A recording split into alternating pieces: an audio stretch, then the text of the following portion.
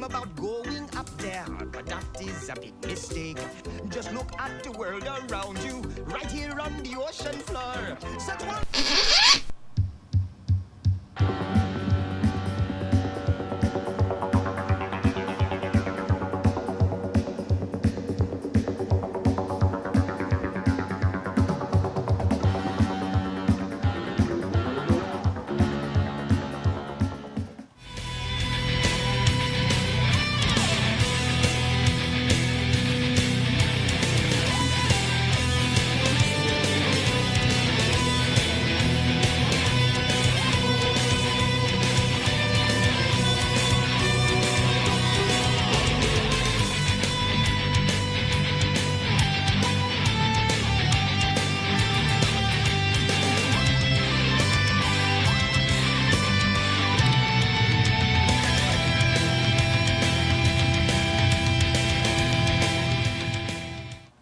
Okay. Welcome, Ghosts, Tivolians, and corporate execs, to the 126th episode of Unearthly Podcast, streaming live on the 7th of October 2015, and featuring Under the Lake, written by Toby Whithouse. I am Bill Sylvia, the Man in Black, and with me are Mad Matt Winchell. Hello. Randy Ronson McCulloch. Always a pleasure. And Aaron Romeo Moonberg. I'm cold, but I'm eating ice cream anyway. No, I did not forget Tim again. He is not with us this week, although he has left us his thoughts, which we'll discuss when it's the appropriate time to. Mm-hmm.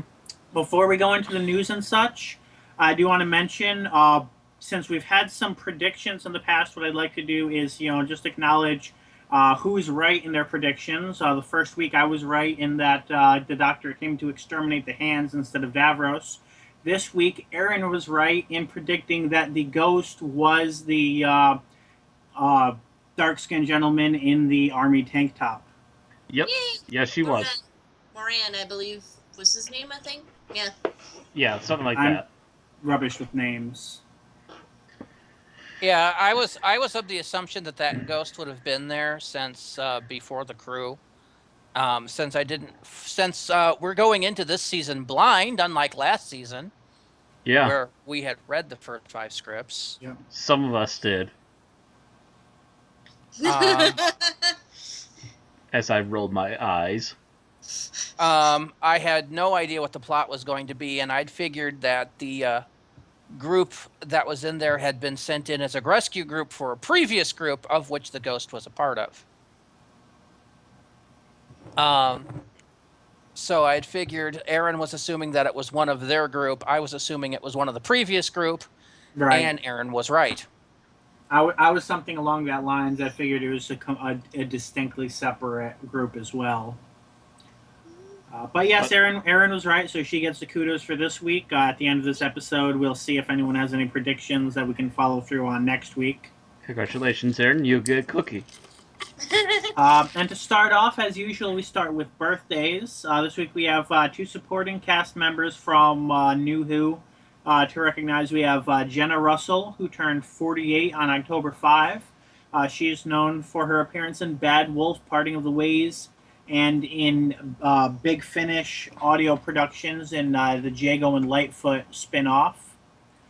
We also have Marsha Lancaster, who turned 41 on the same day, October 5. He is known for his appearance in The Rebel Flesh to Almost People, as both a human character and his flesh avatar. So, happy birthday to the both of you. Mm-hmm. Happy birthday. All right. So we're going to go from birthdays. We have our death reports are that there are no deaths. Yay.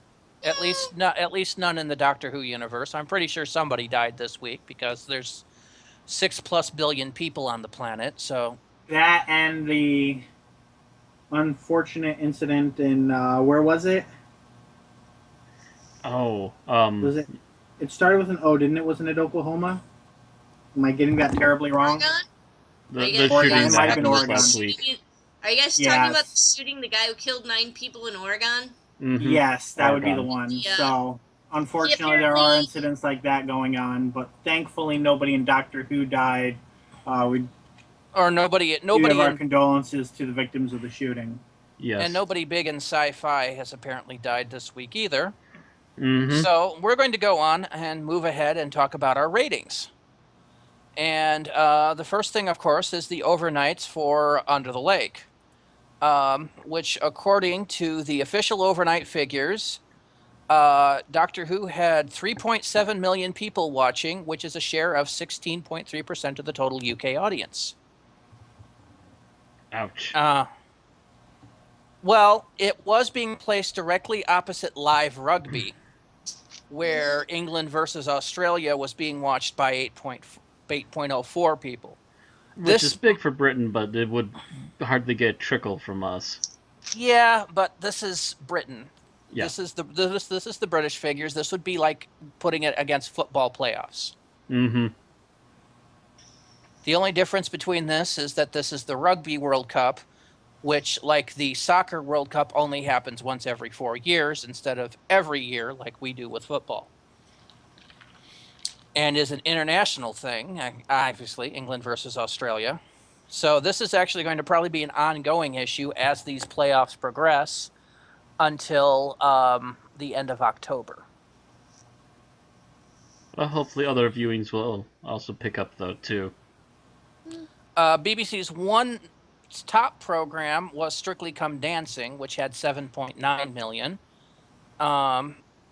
Causality, which was directly after Doctor Who, had 3.77 million, just edging out Doctor Who. Although the positions are likely to be reversed when the consolidated figures are released next week. Quite possibly. Overall, Doctor Who was 5th for the day and currently 43rd for the week. Oof. Like I said, I did expect ratings to drop slightly as there's nothing really special about this year. All right, so this particular episode scored an audience appreciation index of 84. Now, if We've you've had been wondering, 84, 83, and 84 so far this series, so pretty we stable. haven't hit an 82. That's nice. Right. Just to remind you what the audience appreciation index is, it is a score out of 100 compiled by a specially selected panel of around 5,000 people who go online and rate and comment on programs. Basically, think of it as a super exclusive Rotten Tomatoes. Okay. Isn't So Rotten is the Tomatoes higher already number? super exclusive? Like, how do you get in the critics column of Rotten Tomatoes? I don't know, but this is if you crossed Rotten Tomatoes with the Nielsen ratings. You know how they only... Everything terrible about film and television measurement all in one place. Everything that you really shouldn't trust because these people don't care for half the movies I really like. So Okay. is a higher number better or a lower number? Higher better. Higher is better. It's not television golf, because that would just make it more confusing. It's like Rotten Tomatoes. The higher the percentage number is, the better it is. Okie dokie. And then, of course, we're going to go to the other side of the planet, to Australia, for their overnight ratings for Under the Lake and their consolidating ratings for The Magician's Apprentice. Under the Lake debuted averaging 428,000 viewers in 5 major capital cities. It was directly up against that same rugby match. It was still the second highest rated ABC drama of the day and 13th highest rating program of the day overall. These ratings do not include regional or time-shifted viewers. And then, of course, as I mentioned, The Magician's Apprentice averaged, once they included the time-shifted viewers, The Magician's Apprentice averaged 847,000 consolidated viewers in the 5 major capital cities. With 190,000 extra viewers, it was the second highest time-shifted program of the day and the 8th highest rated program of the day overall. These still don't include regional viewers. To be fair, Golf club. from what I hear of Australia, most regional viewers might not have televisions. Yeah, I Yeah. mean, you got to remember, Australia is really kind of a cluster of cities on the coast, cluster And of the cities on outback. the other coast, And then the and boonies. a whole bunch of ranches and wilderness in the middle, and desert. And the spiders. Well, that goes without saying, Matt. Everything on Australia is geared to kill humans. Everything is either Even I poisonous think the or platypus is septic. poisonous. Yes, even the platypus is poisonous. The Mm-hmm. snakes are poisonous. The spiders are poisonous. I The believe even animals are the echidna. poisonous. Yeah, everything there has a poison bite of some kind or another, or a septic claw or something. It's all geared to kill humanity. If you ever wanted Arrakis on Earth, it's frickin' Australia. I think they're still finding species there, so for all we know, there are giant sandworms. Thank you. That just gives me the thought of, run for Ayers Rock. Yeah. Well, look, Make sure you walk without rhythm. some people speculate there's a giant monitor lizard running around out there. It's just the Silurian.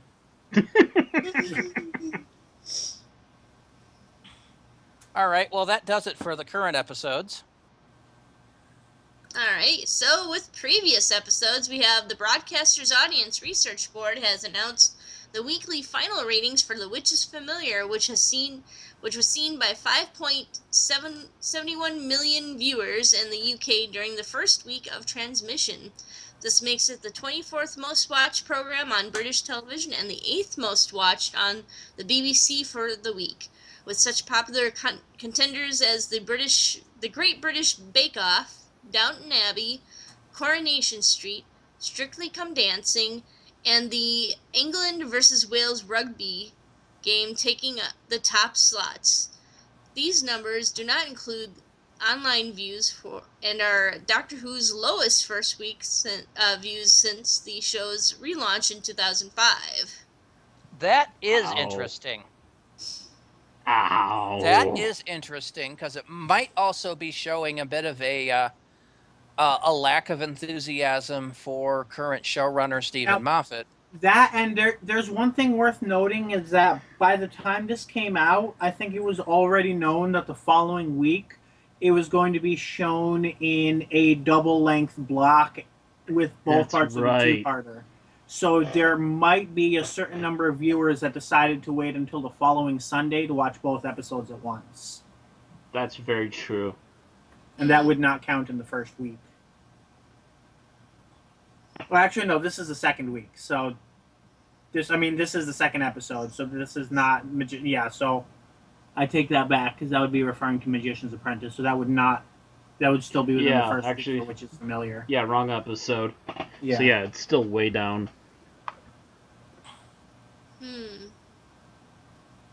All right. But then who said it was the first week because this is...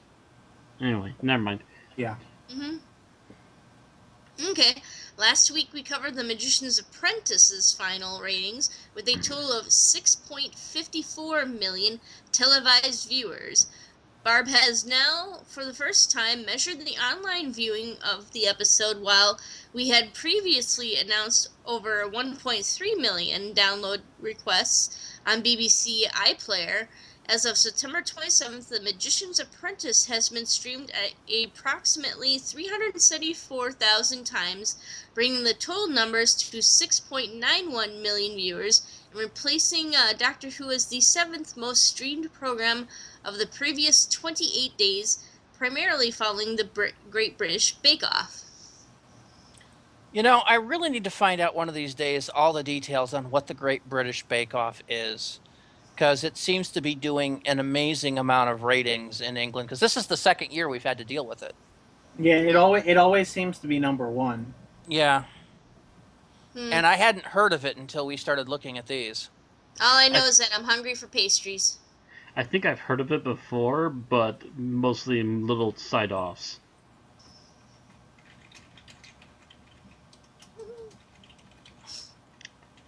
Next. Alright, so that moves us into our upcoming episodes.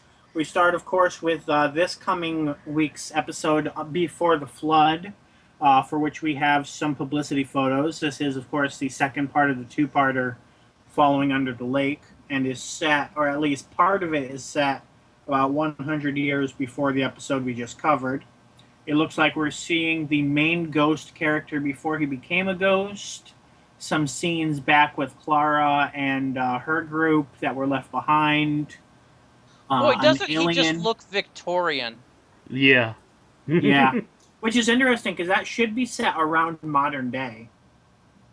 Yeah. But it's also an alien, so... Celestial Almanac is in his hand, so I would say he isn't well, I mean, we already knew he was an alien, but he's Celestial apparently not hiding. Almanac, huh?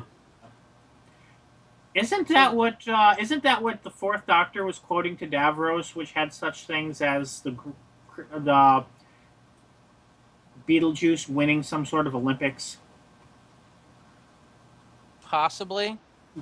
I would have to rewatch Genesis of the Daleks, and It don't was, make me do so right now. Yeah, it was. Yeah, I know it was. Would have been Destiny, but either way, it was. It's something of that nature. Oh yeah. Anyway, Destiny. Yeah, I would have to rewatch that, and don't make me do so right now, because that would take all of our podcast. Oh time. yeah, that would not be a good time to do so. It would have been. It would have been better to pester me beforehand and say, "Hey, can you check this out from Destiny? Because I know you have it on DVD." We have a pretty creepy looking alien staring down the Doctor, who may be laughing, maybe squinting, maybe doing something else. That's the second shot in the top row if you're not already looking at it. Yeah, I'm pretty sure, Aaron, that we can be convinced that that is not a Jadoon. Yeah. No, I was I mean- talking about the things. I was talking about the other things that were marching along. Huh? That's not what I was talking about. Oh. I was talking Now, about the I know we're creatures. supposed to see an Arcatinian in this episode. I'm wondering if this is their natural form.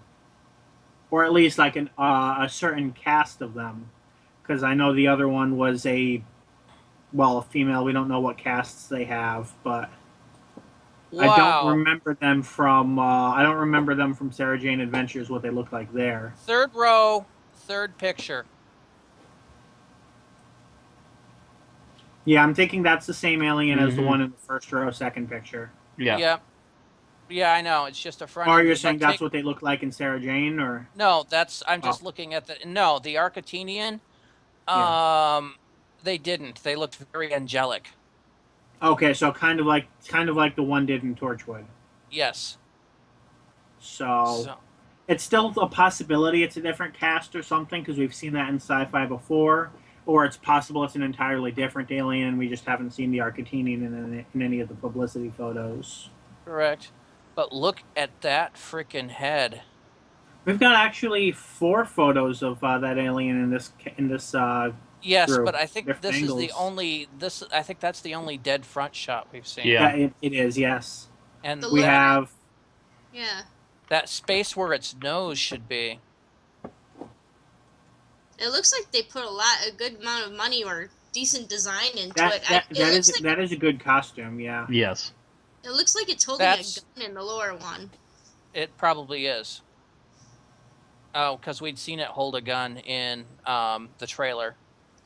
Or some sort of like harpoon or something. Yeah. Yeah, that's a movie-worthy costume, I think. I'll have to see how it looks on the episode. Motion. Oh yeah, he's definitely holding a gun down from there. the stills, it looks really movie-worthy. And then, of course, we're seeing a bunch of people whom we don't know. Are we?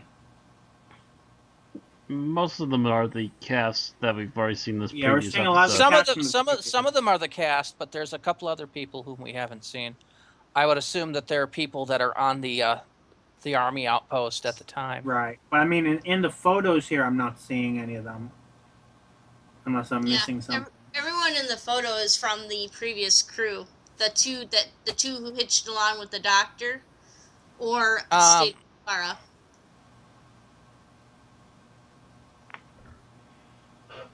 Because you got the deaf woman and the guy who signs for her.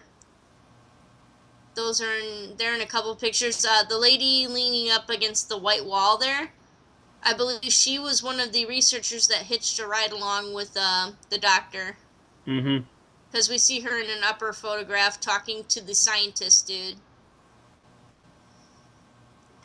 Yeah, I'm seeing only the cast we've already had here, Bill. Not Bill, Yeah. Randy. Outside of the Okay. alien. I think it was just the angles I was seeing them at. Gotcha. Once again, BBC One will be airing Doctor Who at 8:25 in the evening, and United States and Canada will be airing it at 9 o'clock in the evening. That is 9, Eastern 8 time. Central. I don't think BBC has a BBC West, so that's 9, 8 Central, 7 Mountain, and 6 p.m. Pacific time.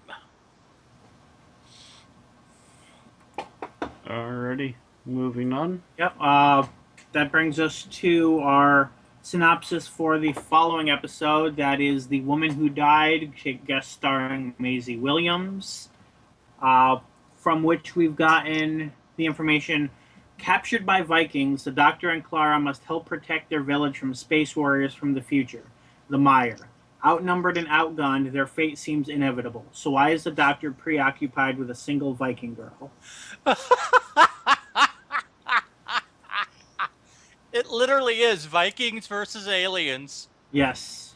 Except the aliens are Asgardians.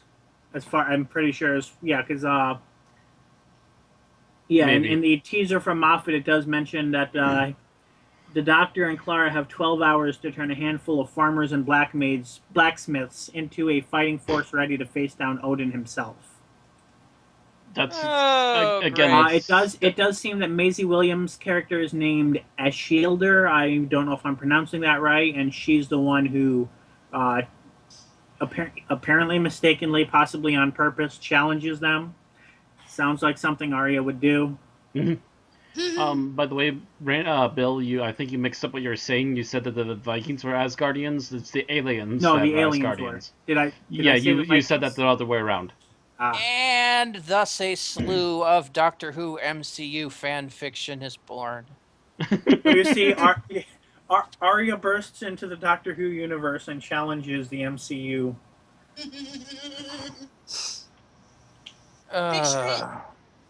Picture it. My head hurts. And that's it for our new episode news for the time being, from Doctor Who at least. We, of course, will have more to discuss regarding spin-offs later. Yep. All right. So, let's move to Classic Who for a moment. BBC Worldwide has now confirmed the details for the forthcoming release of The Underwater Menace on DVD, due out on the 26th of October. Again, this is Patrick Troughton, with Michael Crace as Ben Jackson, Anneke Wills as Polly, Fraser Hines as Jamie McCrimmon.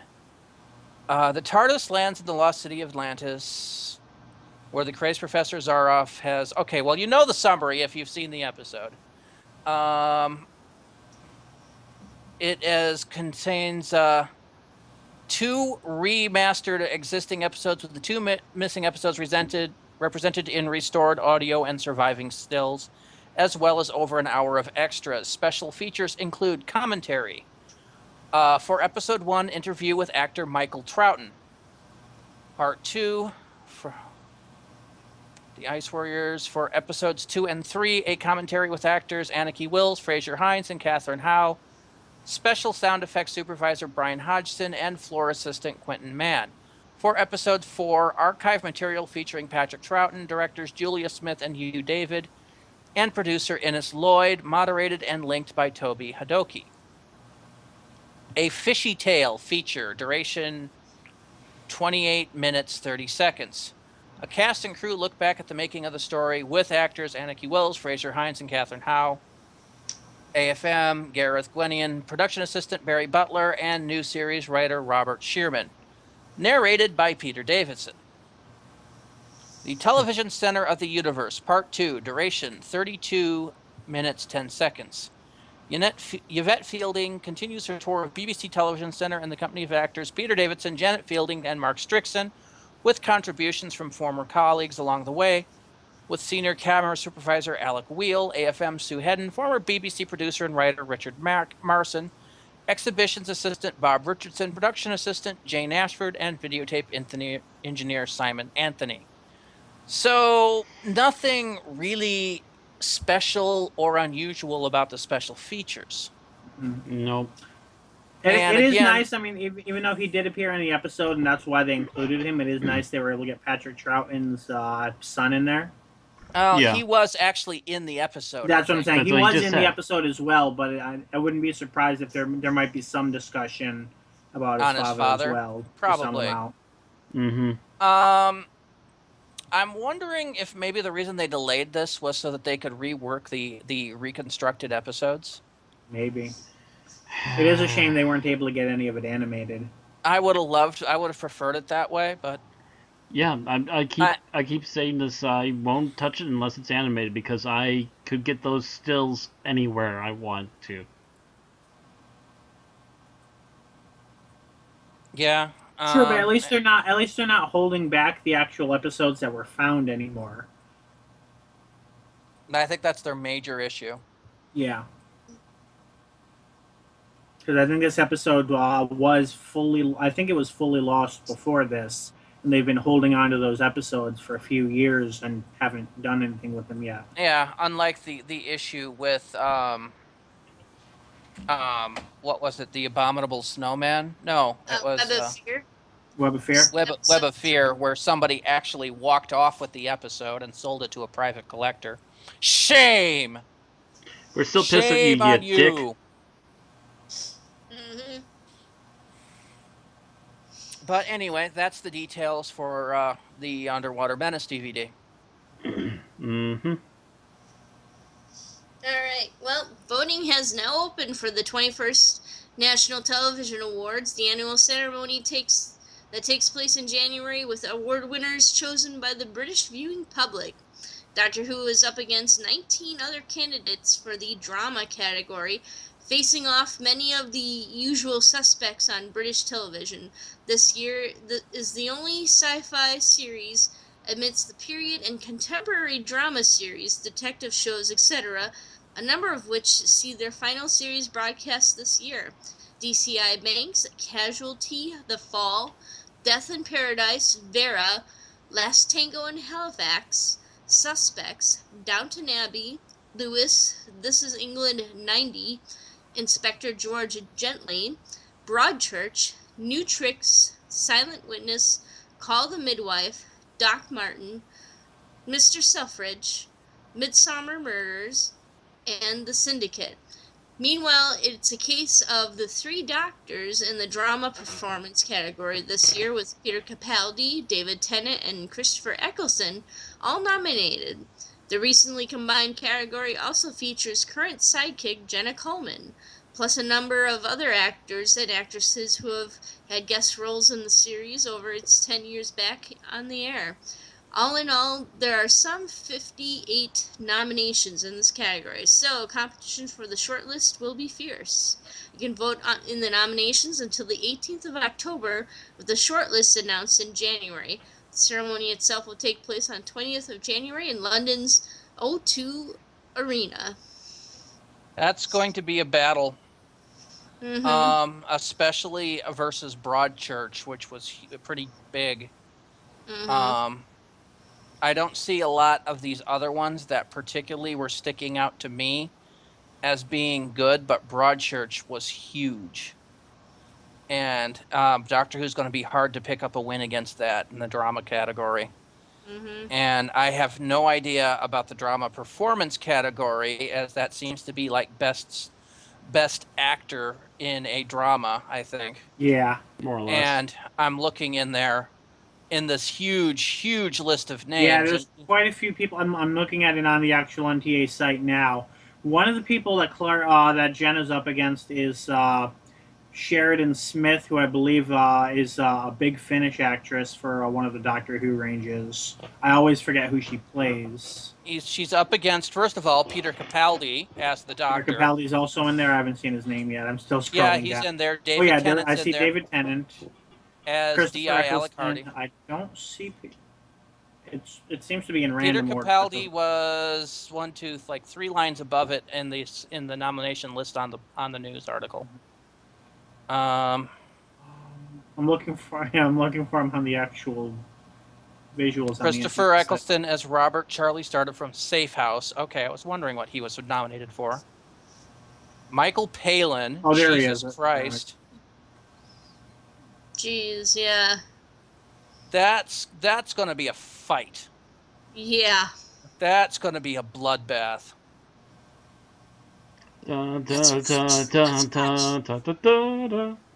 That's going to be, hold on to your hats, because that's going to be one hell of a slobber knocker for that particular category. Top 4 should battle for the position on stage live. Are you not entertained?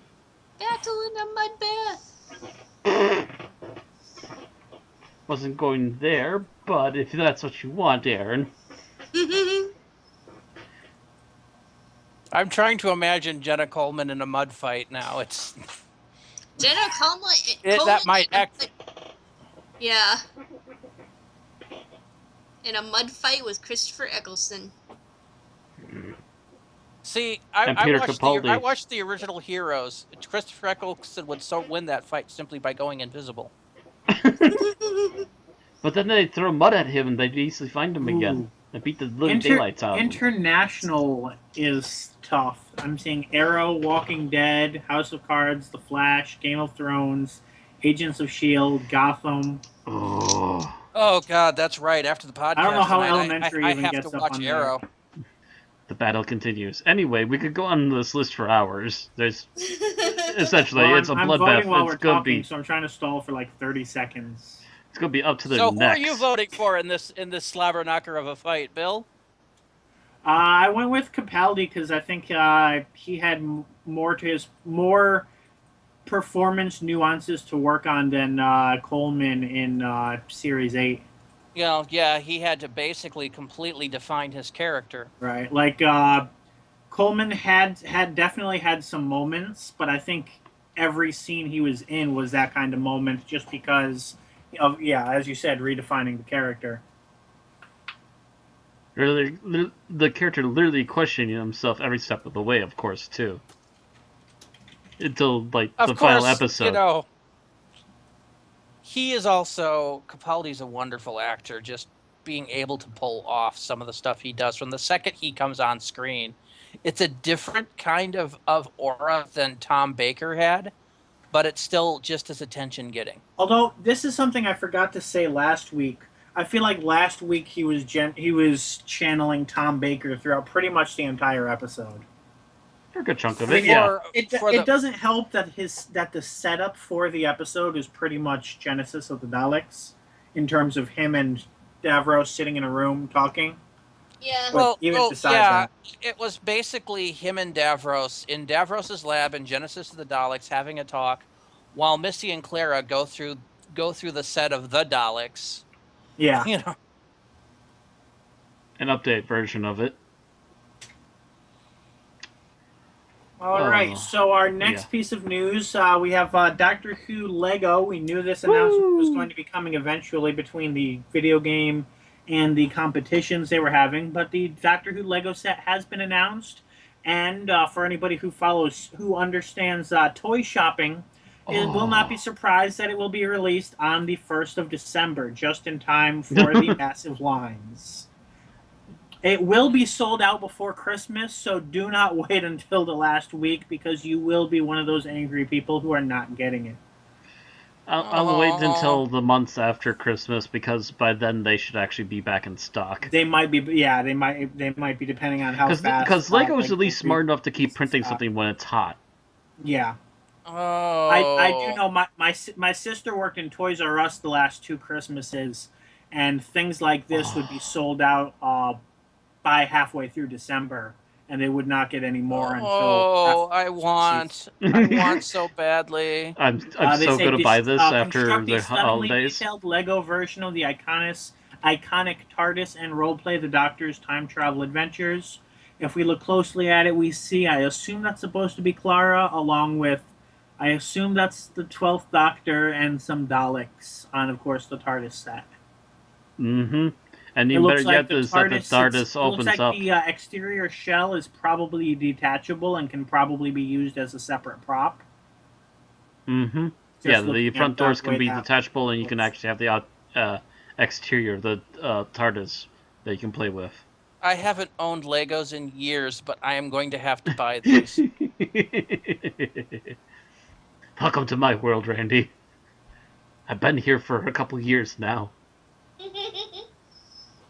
Lego, Lord of the Rings, why? Mm. It looks like the set measures over 5 inches or 14 centimeters high, 6 inches or 16 centimeters wide, and 9 inches or 23 centimeters deep, containing a total of 623 mini bricks. Yeah, that's at least a At $30 pack. 49.99 pounds British. Do we have an American price? And I've already pretty much estimated it's about $30. It would, if it's $30, that's much cheaper than Britain is paying. Oh wow! Wait, oh no, that's Doctor Who Lego pack is $30. Yeah, you have to doesn't be look careful. like the whole set is on Amazon US. So I'm sure it's coming here, but I'm not actually seeing it on Amazon US yet. Amazon Lego Doctor. Because mostly what comes up is Lego Dimensions, which is part of the video game set. And by the way, fuck not that. seen it. Considering the original base for Lego Dimensions is $100, and then you doesn't work need with to PC. buy the expansions to put stuff into it piecemeal, and those expansions are $30 to $35 each. So if you want them all, you have to pay around $400.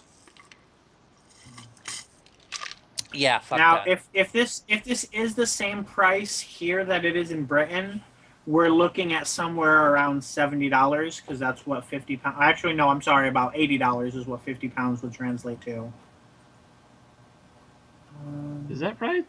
I thought it was Yeah. the other way. No, It's about a pound is about $1.6. Oh. I was just going to say about $1.50, but yeah. It's a little bit more. I don't know if I think that's actually close to the true because the dollar has kind of surged in value recently. I know it's a thing of upsetting for my stepfather in Canada because it caused the trip down here to be more expensive. So, when I go to Lego.com and search Doctor Who, it routes me to a coming soon page. So they have not announced that product in the United States yet, but presumably they will. Apparently, yeah. From what I can guess, this must be a British commercial for this. In which case, yeah, they probably would get a commercial they're probably for it before we testing it would. out in the homeland of Doctor Who, see how many pre-orders they get. Yeah, and that probably means that we won't see it until after the Christmas rush. That is possible.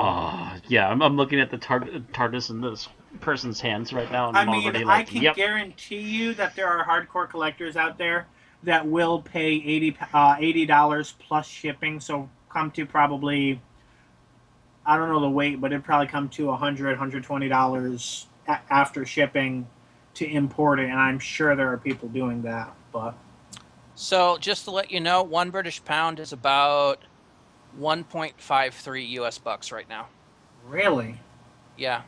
So I could have sworn last time I bought something it was higher than that. That is interesting. Like Again, I apparently said, we're the getting dollar. better. There's been a huge surge in the dollar recently. We're getting better. Okay, so I think piece. I think we've talked about Lego enough. Lego. So about 2 weeks after Bill and I had finally finalized our 2016 Unearthly Podcast schedule, Stephen Moffat has to go and piss us off by announcing a new spin-off for Doctor Who. This one is aimed at young adults, i.e. teens. It is called Class, and is Which means if you feel we cover too much Classic Who and not enough New Who here, you will be satisfied because we'll be covering New Who pretty much constantly then. Yeah, we're going to have one each season. We're going to have a season that we'll do Doctor Who until it's done, and then do classic for the rest, and then Right. the other season we'll do class until it's over, and then do classic Who for the rest. This is Class. It is the screenwriting debut of author Patrick Ness, best known for his award-winning book A Monster Calls. It is scheduled for 8 45-minute episodes and will be set in Coe Hill School in London. Ness has been interviewed and said he was thrilled to be entering the Doctor Who universe. The show is set to air on BBC 3 in 2016. I'm astonished and thrilled to be entering the Doctor Who universe. Will be as vast as time and space itself, said Ness. There is so much room for there to be all kind of amazing stories to work with, and to work with Stephen Moffat and Brian Minchin, and to find a place to tell one of my own has been absolute joy. I can't wait for people to meet the heroes of Class, to meet the all-new villains and aliens, to remember the horrors and darkest corners of existence are just about on par with having to pass your A-levels, he joked. Stephen Moffat, who is going to be an executive producer on the new show. What that means is unknown, because apparently the showrunner, or head writer, is going to be Ness. Mm-hmm. At least Stephen Moffat said, "No one has documented the dark and exhilarating world of the teenager like Patrick Ness, and we're now bringing his brilliant storytelling into Doctor Who." Which means that they're at least smart enough to avoid what happened to Russell T when he burnt out trying to do too much Who. Well, that's one thing I was going to mention, because with just Moffat being an executive producer, that could literally mean anything from what he is in Doctor Who to what Russell was for Miracle Day. Hopefully it's something a little more toward the middle. Yeah. Although set in London, it will be filmed in and around Cardiff, as is much of the main Doctor Who series. It is probably going to, that means, share set schedule and stuff with Doctor Who, as did Torchwood and Sarah Jane Adventures when it came out. Really, that's all we have to say about the actual release of Class, other than the fact that it has been announced that Jenna Coleman, i.e. Clara Oswald, will not be in the spinoff. That was my first assumption. I thought that they were going to pull a Torchwood with this. They announced the companion leaving the TARDIS and immediately announced that at her day job is going to be a new series. I thought she was going to be some sort of figure there, but apparently they saw those ideas and are heading that off and saying it's not happening. Actually, though, part of the bigger news that surprises me on this is because this was asked of him on Twitter on what the series would entail, and this is what he said. Patrick Ness on Twitter. "So, going to bed, but 1, not the casting director, sorry. 2, yes, it'll definitely air in America. 3, no Clara. 4, that's it for now." So it sounds like it has already been picked up by maybe BBC America for release. Yep. That'd be what I would think. Yeah. It's technically run by the BBC anyways, so... Wouldn't it be interesting if it was picked up by Sci-Fi, which is trying to rebuild its brand? I doubt it. I doubt it. I think BBC America gets first bidding rights, because they're a spin-off of BBC Worldwide. Yeah, and at the moment, Sci-Fi Channel, they had the rights to Doctor Who in the 2000s, 2005, 2006, etc., and then blew it, so... They blew it real big. So, they get to suck it. Morty, you screwed it up. So, that's really all we know, is that it's not going to have Clara, although that would have been kind of cool. Would have been interesting, but then again, we've had so much of her lately. Yeah, but giving her own series away from the Doctor, the problem is, of course, and I can see why they wouldn't do that, is the fact that, if Clara Oswald became, teacher in the school. That means that she has the doctor on speed dial. And as we saw with Magician's Apprentice, her first instinct is to go for the doctor. No, her first instinct was to figure it out herself before calling the doctor in The Magician's Apprentice. She was the one who said, no, we're not going to call him yet.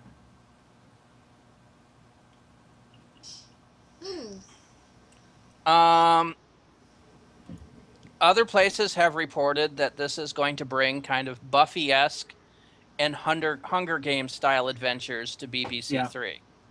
Well, as long as they're written properly, sure, go ahead. Well, mind you, Buffy the Vampire Slayer is probably somewhat responsible for changing how TV works today. Mm-hmm. And it was a huge inspiration for Russell's version of the show. Mm-hmm. So we'll see. We'll see how they do it. Yeah. Of course, we'll get more news on this as the TV or as things develop. Yeah. At this point, they're still probably working on the Christmas special for Doctor Who before going on to start working on Class a little more hardcore. Right, yeah. We haven't gotten casting announcements yet, I don't think, so those will probably start to come out. All right. So, Aaron.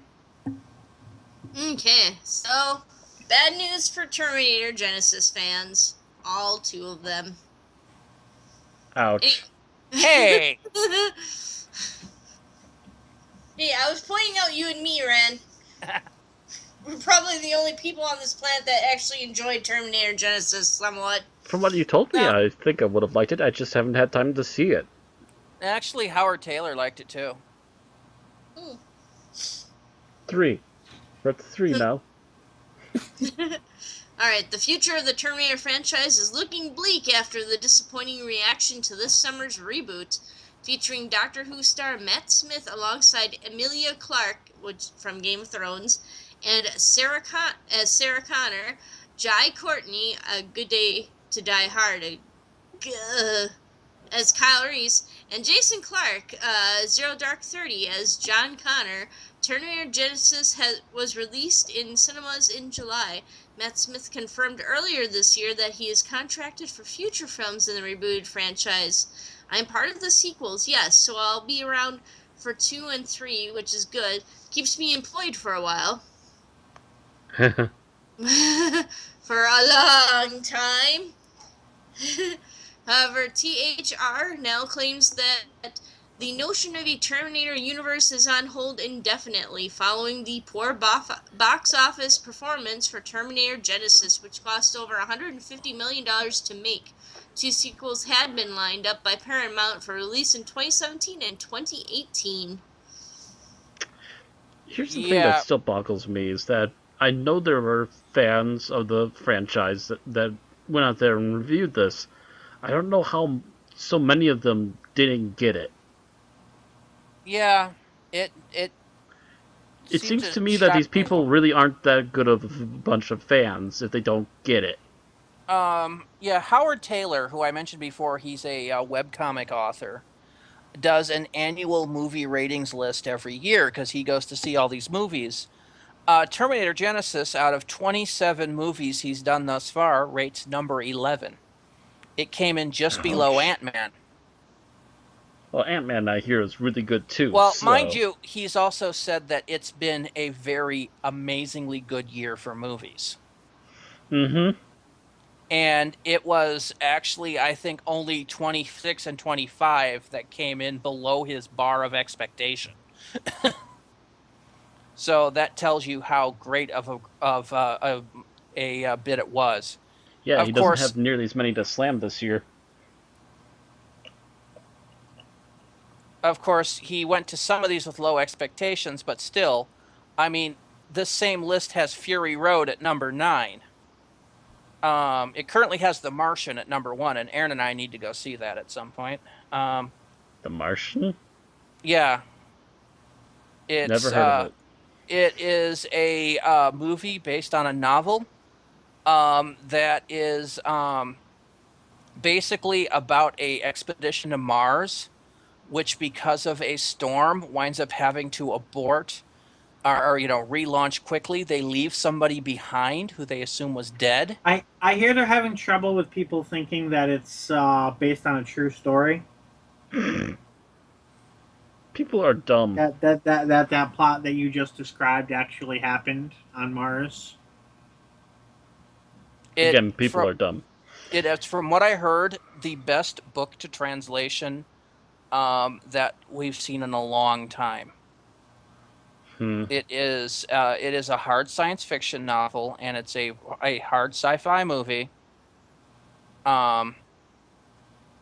And it's one of the few that they say that the movie's better than the book. I've heard of neither, so...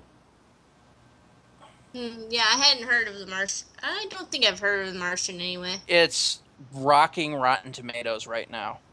It's also one of the ones. It's also the one where there's the Facebook meme going around about what's the name of the actor. Everyone's like, oh, from Saving Private Ryan to The Martian, the U.S. has paid so much money to retrieve this actor from Damon. Matt Damon, that's the one. Okay, so it currently has 93% critic rating and 94% audience appreciation number on Rotten Tomatoes. I know Neil deGrasse Tyson was on one of the early morning shows talking about the science behind the movie, and it seems that a lot of science fact-based movies are coming into prominence now. What with Gravity and God damn it, there was another one that came out too. I mean, they're not super scientific, but they're more based around science instead of We've kind of gone sideways. We may want to move on a bit. Yeah, we're getting to our time. Oh, yes, we are. Whoa. Way to go, Red. We're not even done yet. Yeah, that's what I was concerned. What review? We don't need a review. Big Finish. So yeah, let's. So that was Terminator.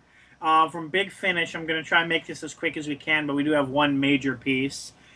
Coming in December, there is a new anthology coming out in the main range. Sylvester McCoy and Sophie Aldred star in You Are the Doctor and Other Stories, featuring You Are the Doctor by John Dorney, Come Die With Me by Jamie Anderson, The Grand Beetlejuice Hotel by Christopher Cooper, and Dead to the World by Matthew J. Elliott. If you are the Doctor, am I the pirate then? You are a pirate.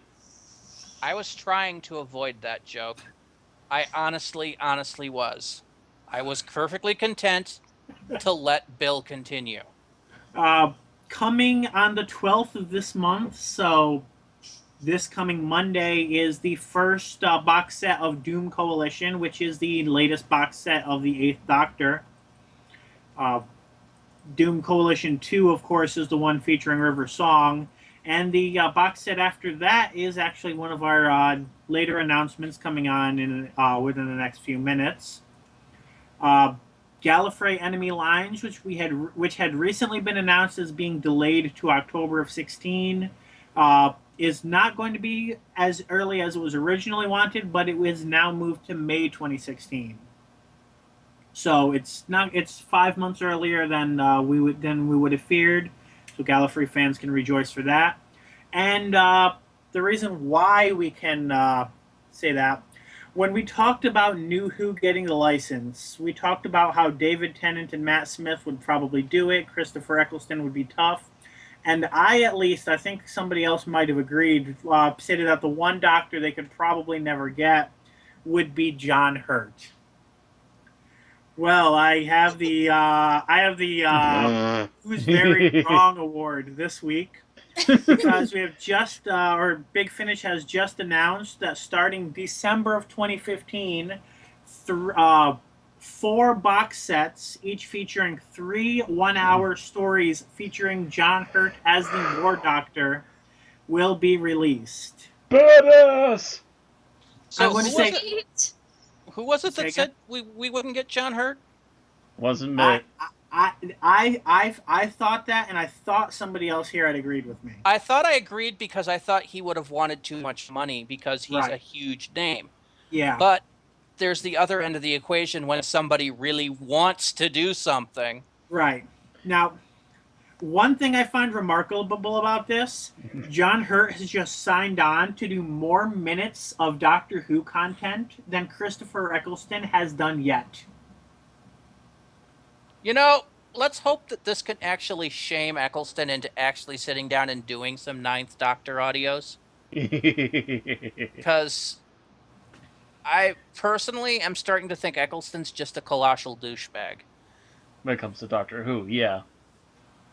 Now, as the second part of this news is there is going to be a prequel series coming out, let's see here, yes, November of 2017, and that is Doctor Who, the Eighth Doctor, The Time War, which is another box set, presumably also 3 hours, although the story listing for that one is not up yet, featuring Paul McGann in the early days of the Time War, presumably leading right up to Night of the Doctor, or at least very close to it. Oh my god. So we are getting 5 box sets of the Time War, totaling about 15 hours worth of content. See, now everyone needs to donate to our Patreon So we can afford to review afford these. to buy these Yes. and review them. Now, I'm still holding out for such names as Juliet Landau, Terry Malloy, and Sophie Aldred, and Timothy Dalton to be cast in these. And The point of the matter is we got big ones already.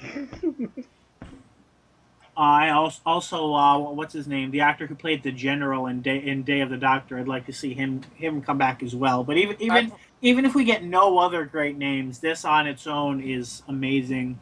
I believe there's also Jacqueline Pierce listed as a lead. She's known from some other sci-fi circles. Either of you familiar with her work? Sounds familiar. I forget if she was in. I forget if. Oh, Blake 7 is what she's best known. Oh, then I would definitely know her. I was trying to remember what sci-fi property she was best known for. It was Blake 7. What was she in? What was she in Blake 7? Let's see.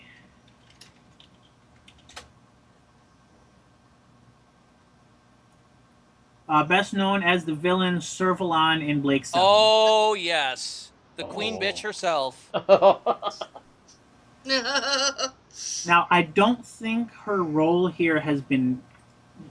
Oh, no. She plays Time Lord Cardinal Olistra, an arch manipulator who is waging the Time War against the Daleks. Meet the new boss, same as the old boss. We would also know Jacqueline Pierce from The Two Doctors, where she played Cassini. If anybody here has listened to Death Comes to Time or watched it, I forget if there were visuals with that, she was in that as well.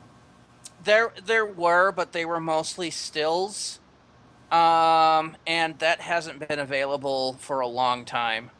What is Death Comes to Time?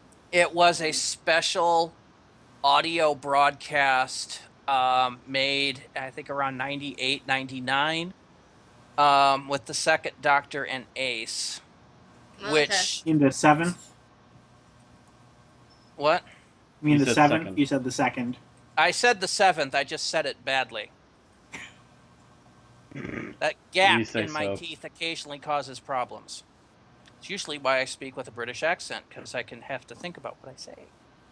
And thus do not sound like I'm a 6-year-old waiting for his tooth to come back in. It is, however, non-canonical, so... Right. Because I believe it features the Doctor dying at the end instead of regenerating into Paul McGann. Correct. It was basically somebody's attempt to negate the entire TV movie. Now, what worth mentioning, I mentioned I'd like to see Terry Malloy. Odds are we will not see his name announced until we get around to casting for the 8th Doctor prequel, because we do know that, according to the 10th Doctor, he died or was removed from the war in the first year of the Time War.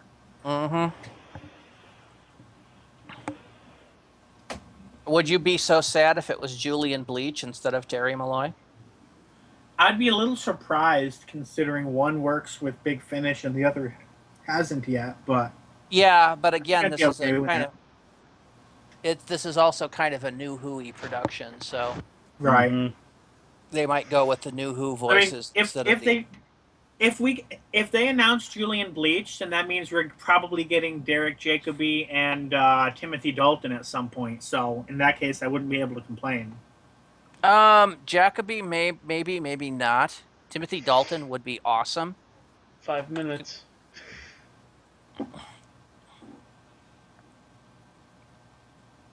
But yeah, so that's the Time War. Mm-hmm. We were going to discuss a little bit on the petition around to remove the Sonic sunglasses, but we've kind of run out of time for our freeform news. So we're going to go ahead and move on to the 5-minute challenge. I believe I did it last week, right? Yes, you did. Yes, Yep. I did. The So week someone before. else's turn. Not it.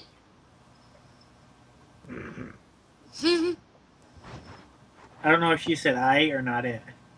She said not it. You're trying to trick me, huh? I wasn't sure which one you said. Open them ears. I heard the full Okay, sentence. so do you want me to do it?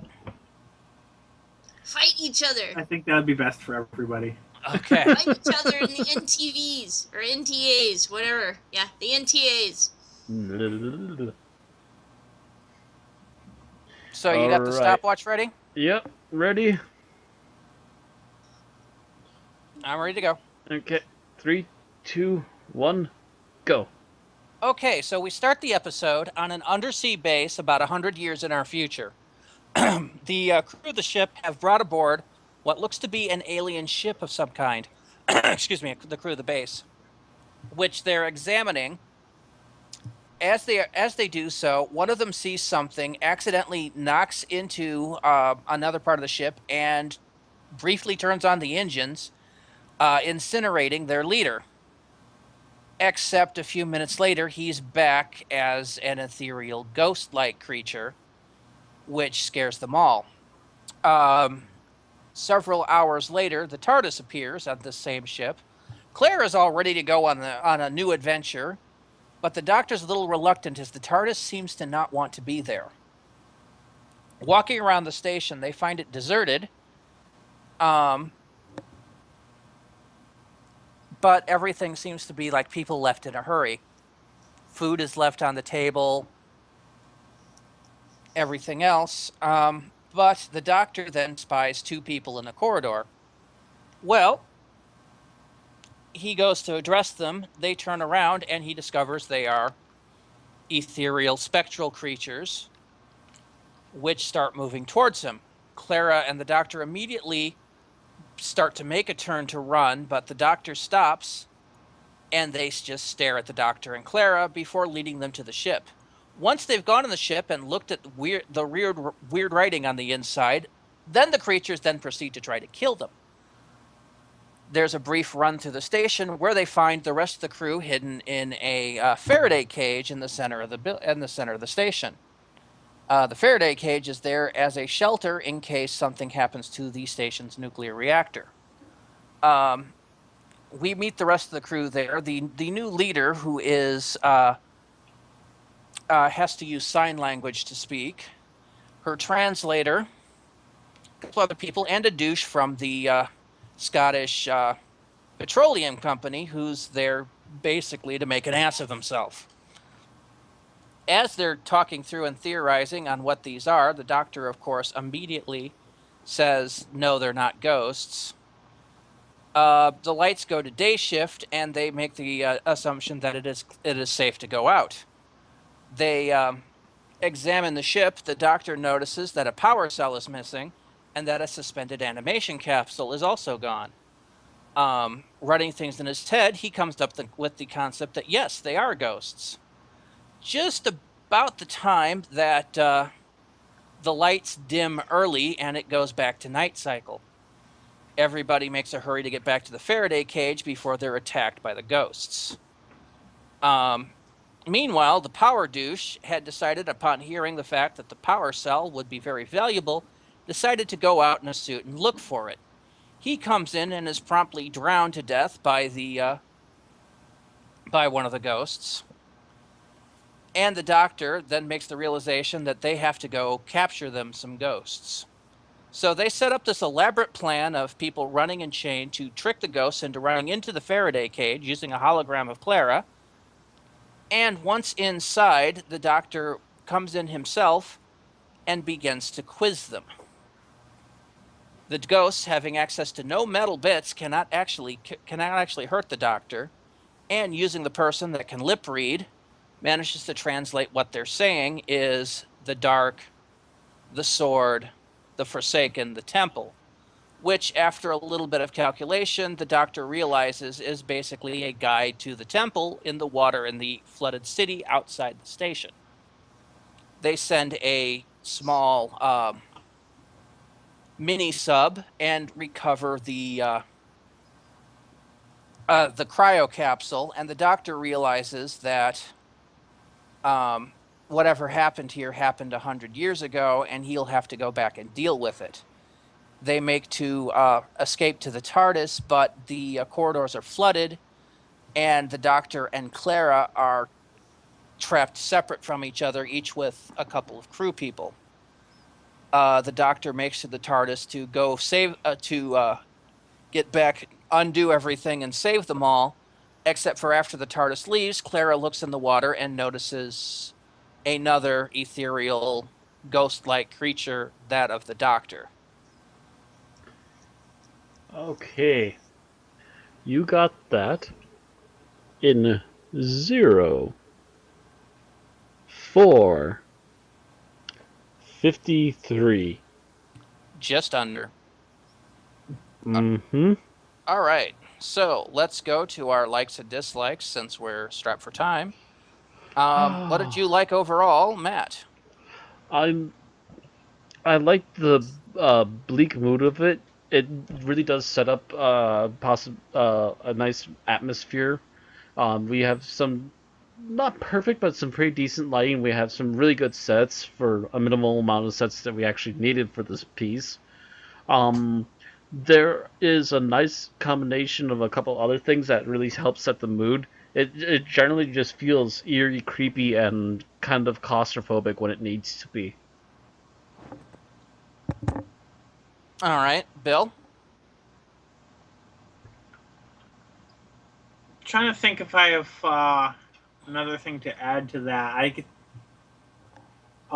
anything that's not specific scenes, I should say. As Matt mentioned, the mood and the setting is very well. I would say that's pretty much what I would have to say, other than specific scenes. I'm not sure if I have anything else, so I'll have to pass for the time being. All right. Well, then we have Tim's statement. He liked the Doctor himself in this episode. His excitement at getting to meet a real live ghost is infectious. He also finds it refreshing in this episode he's dealing with a group of people who are already familiar with him as an exploits, i.e., apparently they know who Unit was. That might have been a reference. One of them knows who the Doctor is specifically. Yeah. That might have been a forward reference as well to Terror of the Zygons when he had to deal with the Scottish Petroleum Board before. Now, I thought about mentioning that, which I didn't realize that part was also that he had included that in his as well. I didn't because it's a specific scene. It's a specific scene, but it's kind of an in general piece. He has a favorite scene, I think. Yeah. Okay, so Aaron, how about you? What did you like overall? I like kind of the feeling of isolation. Like, they do kind of manage to get that this is, especially with the opening shot and everything, but that this is a underwater facility that is cut off from a good chunk of the world above it. I mean, they do have a phone line to call down for aid and everything too, but that winds up being a detriment to them too. So, and just the fact that they have to keep track of provisions and everything like that, it kind of hammers everything home, brings everything together. Okay. Well, for me, I kind of like the fact that, I think this is the first time. Oh, no, I take it back. We'd seen in season 7, we'd seen the base under siege done quite a bit. And this is obviously another base under siege, but still the direction on it was pretty nice. So I guess I liked the direction and the music on it. The Christmas story was, I mean, the Christmas special was a base under siege with a twist. Yeah. What's a twist? So, least favorite thing. I think all I can go with is nitpicks, and it seems like, and we mentioned it before, some of the effects seem to need a couple more passes before they're completely ready. But again, that seems to be just a nitpick. That's the only major thing I can think of. In general, most of the effects still work and really well.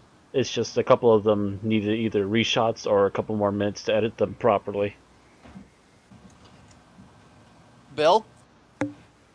You might disagree with me, but I feel like this story was not enough story for the amount of time it was given. This would have been standard pacing for a 60s or 70s story, but I feel for a modern Doctor Who story that we got 20 minutes worth of story in a 40-minute container.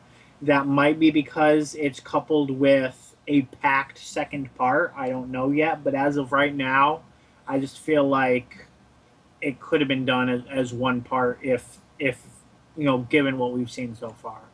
We'll have to wait and see on that. Yeah. Yeah.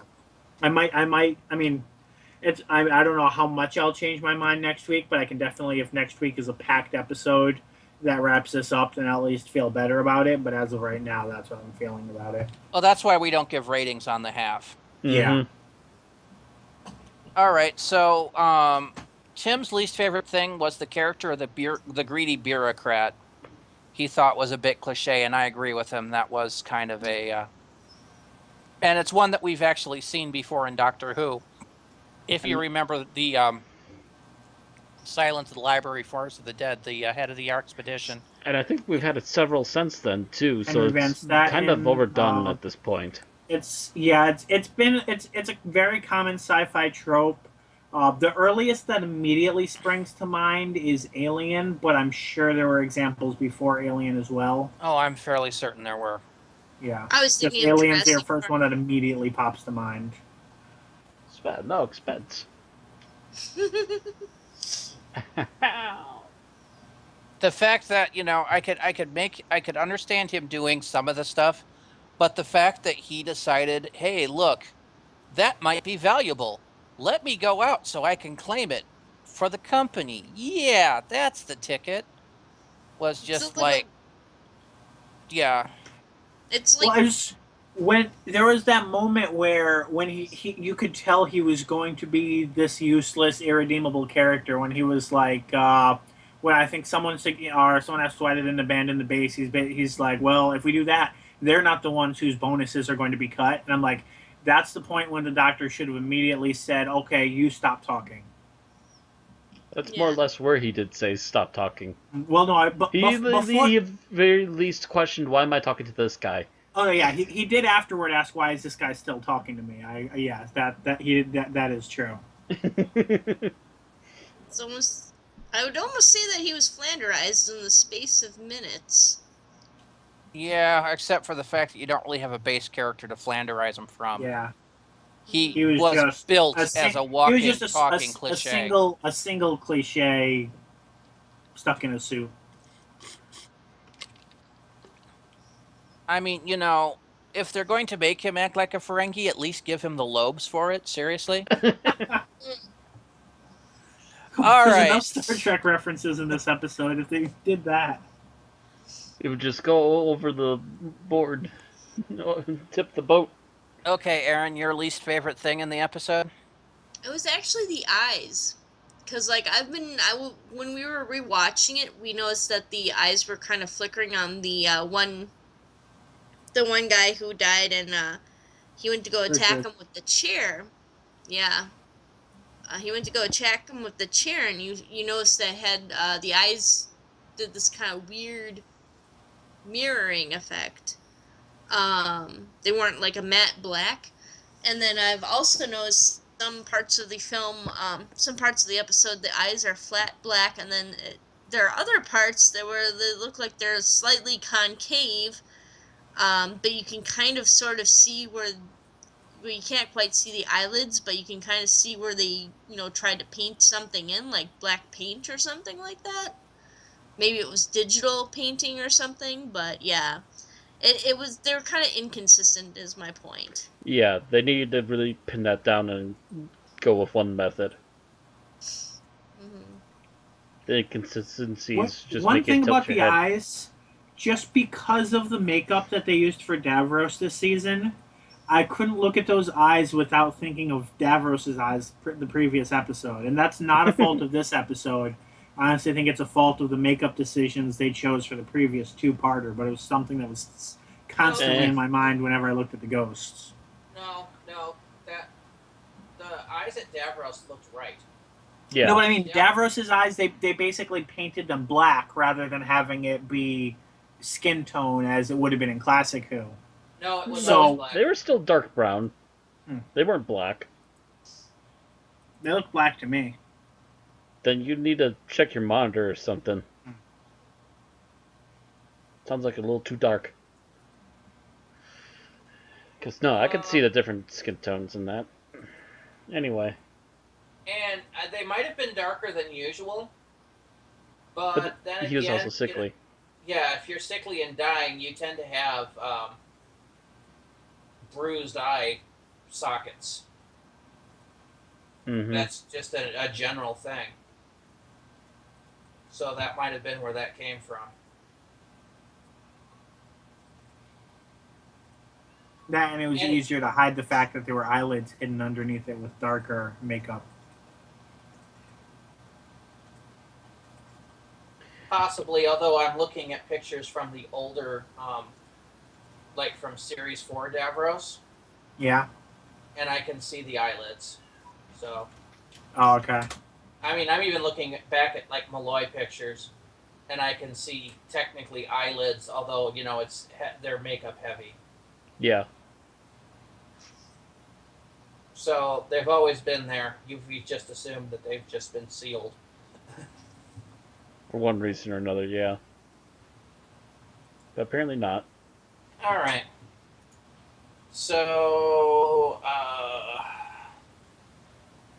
we're up to me for least favorite thing. I believe so, yes. I think I have to go with the lighting. It was too bright. During the nighttime, yeah. If you wanted to have that creepy effect with ghosts and stuff, you really should have had the lighting a little lower. Yeah. Just so it had that creepy feeling. The shadows should Particularly be as they were longer. in power save mode whenever the ghosts were out. Yeah. Yes. Instead, the lighting was only slightly darker. Just ever And so I'm like- slightly. Why did you bother? If you're Yeah. only going to have a shade or two darker, I don't think that's going to make a difference.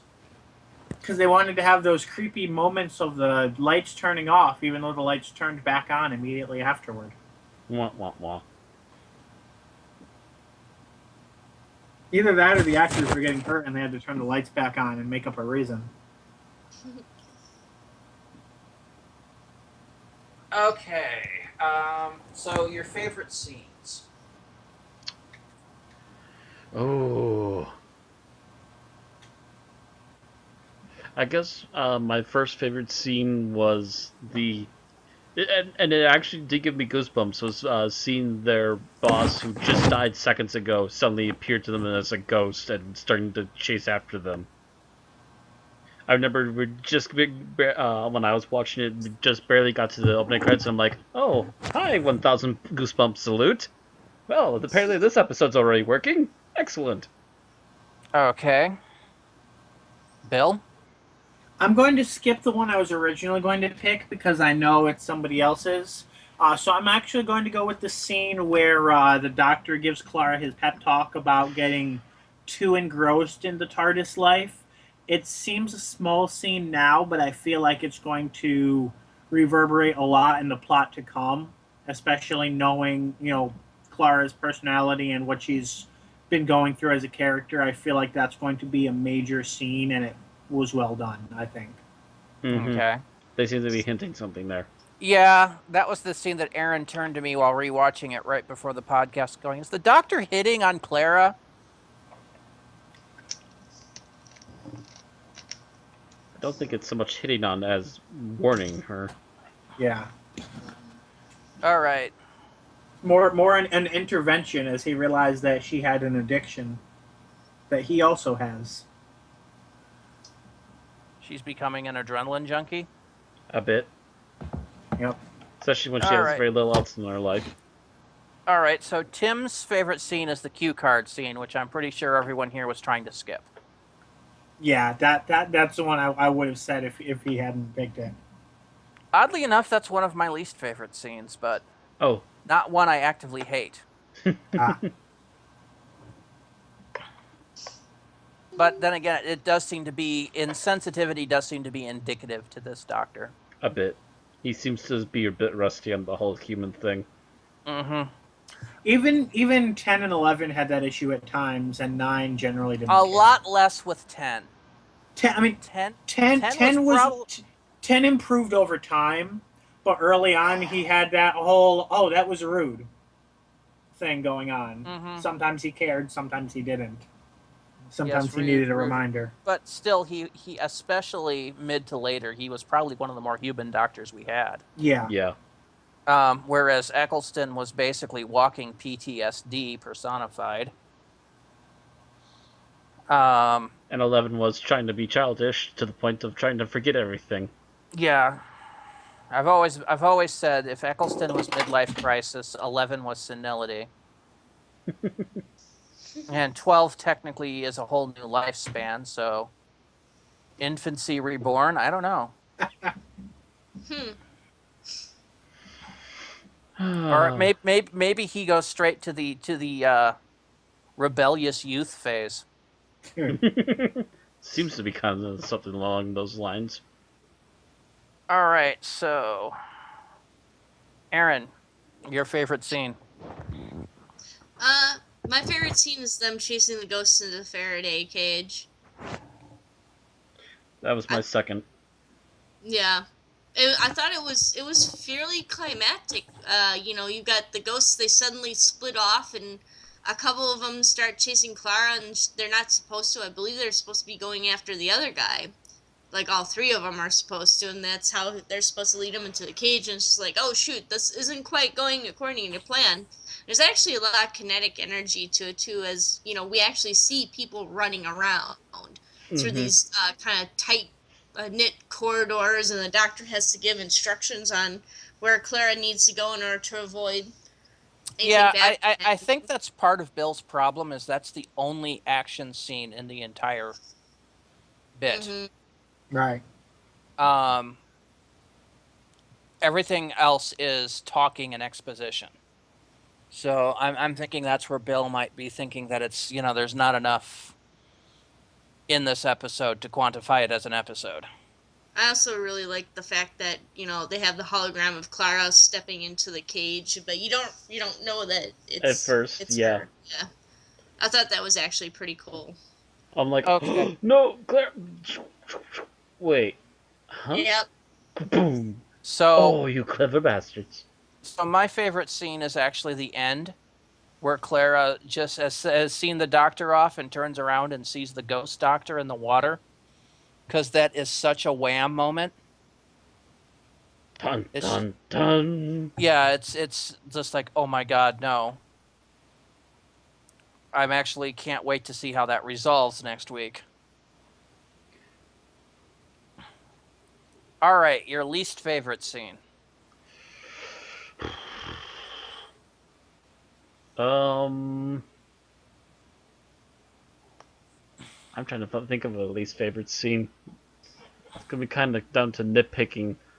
I think the first one that comes to mind is when douchebag is too stupid to realize that there's ghosts waiting out that door, and it takes him forever to suddenly realize, oh wait, it's not the people I think it is. Duh.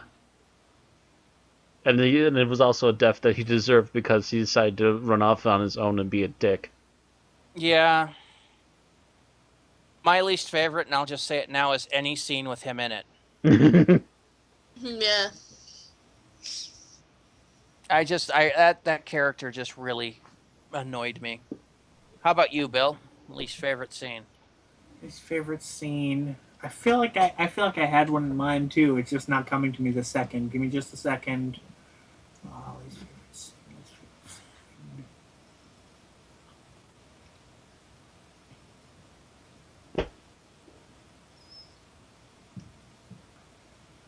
Uh,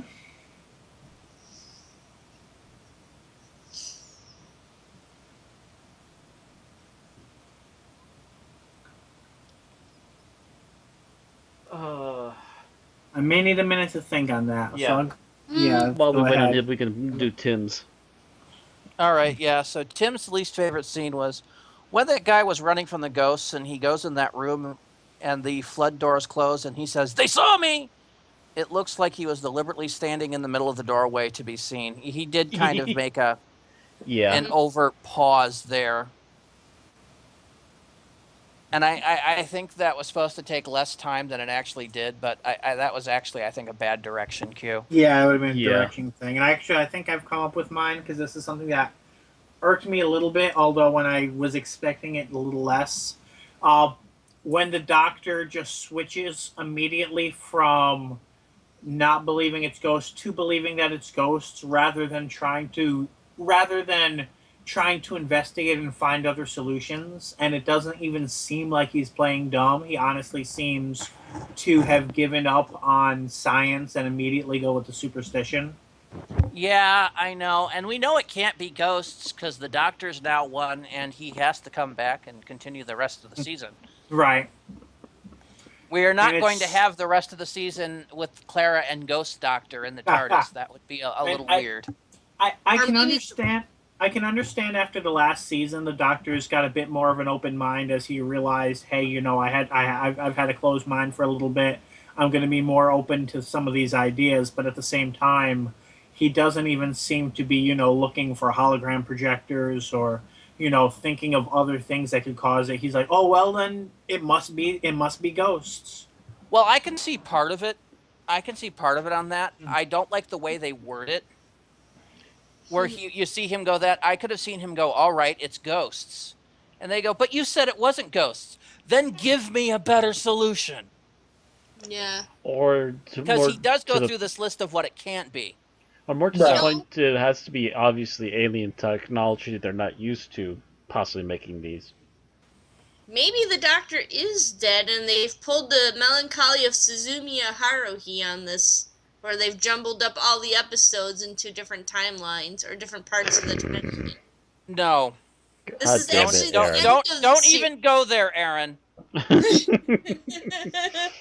Do not even go there, because I'm really sick of the Doctor being dead shit. Actually, he at least dies in this one. Supposedly. Although technically, this makes the second storyline in a row where the Doctor's death is foreshadowed. Yes. Something that Stephen Moffat takes an entire season doing in previous seasons. Well, this one isn't so much foreshadowed as it is very heavily assumed. Because you see his fucking ghost, man. Yeah. As I was just about to say, as you see his ghost. That's still, you know, good enough. It means the Doctor, wherever he's going, is about to die. Which the last serial with Davros, we saw, hey, look, he's left his last will and testament because he's expecting to die. Which I'm going to say now, I think that he finds out what's causing the ghosts in the first place and accidentally makes one of himself. That's my prediction for next episode. I have a prediction. I was kind of going to wait until after we were done with our least favorites to speculate. Yeah. So,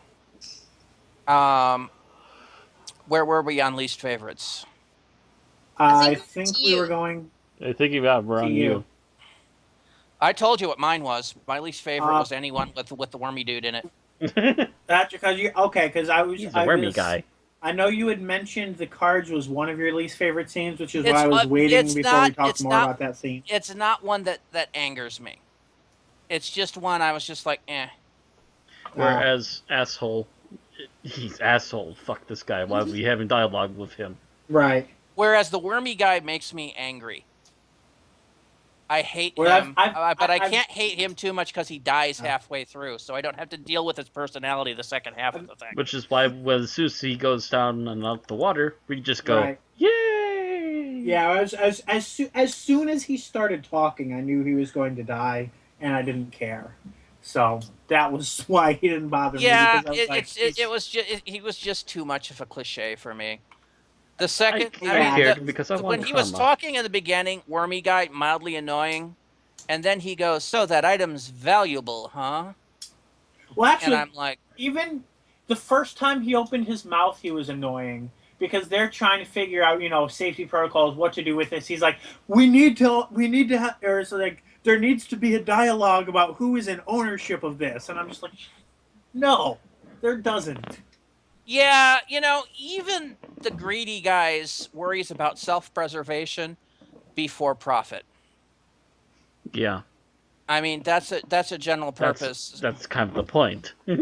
And because what's the worrying about having ownership and money if you're not around to actually have that?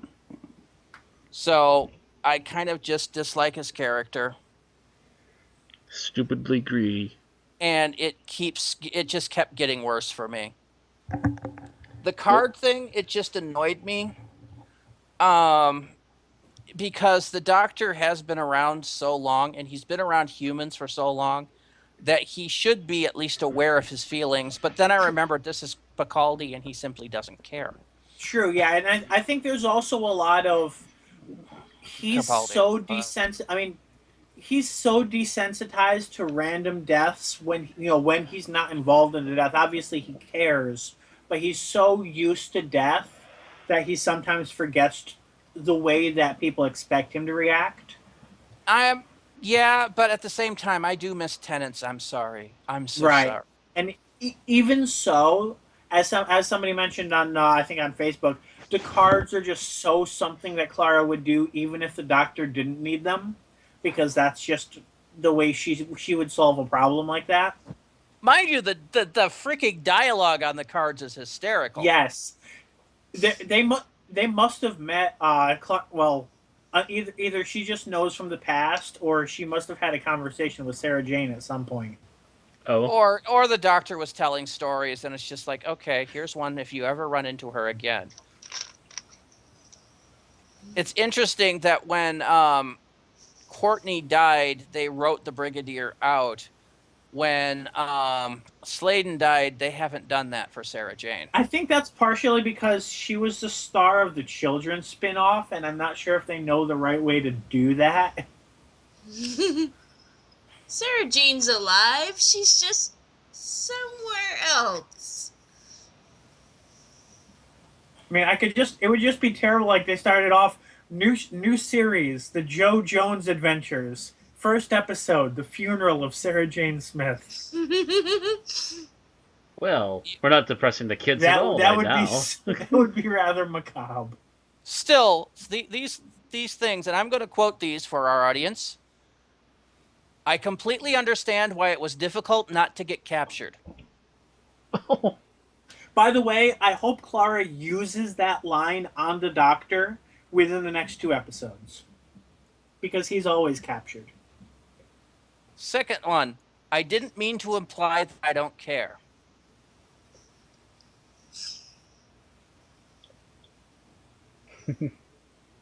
And the one that we were just discussing, it was my fault. I should have known you didn't live in Aberdeen.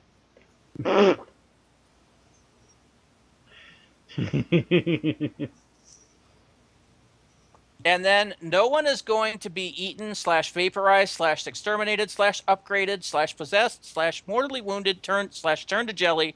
We'll all get out of this unharmed. Turn to jelly. What's that from? You never know. You should also add nobody shall get / shrunk. That might be a story that hasn't been told. I don't think she knows about the tissue compression eliminator. Yeah, because Missy hasn't used it. Mm-hmm. Missy Or needs if to she use has, it. we haven't seen the aftermath, and we just saw a generic ray. Yeah. But I don't think it made the TCE sound effect. Although I don't know how consistent that actually was either. Missy needs her shrink ray back. I wouldn't call it a shrink ray because generally when you hear shrink ray, you think that somebody's surviving at the end. And with the TCE, that's not the case. Oh no. Okay. So where were we? Yes. We were on you. We had finished. We had finished things we don't like, and actually, yeah, we were general thoughts, and I think you had a prediction, which would probably be a good time for that. Okay, so after watching this the first time, I was plagued for about 3 nights worth of insomnia. And somewhere in those 3 days, I came up with a working theory. And this theory is most likely going to be blown out of the water because we suspect that the owner of the ship is going to be the bad guy in the next bit. But you are an alien. You crash land on Earth. You have no care at all about the indigenous population other than the fact that they might be tools. So you put yourself into a cryopod and set up a guardian program so that the indigenous population will stay away from the area, think it's haunted, etc., by converting those people into ghost-like beings, be it a bioconversion or something, and set them as guard or signal for your rescue/invasion fleet.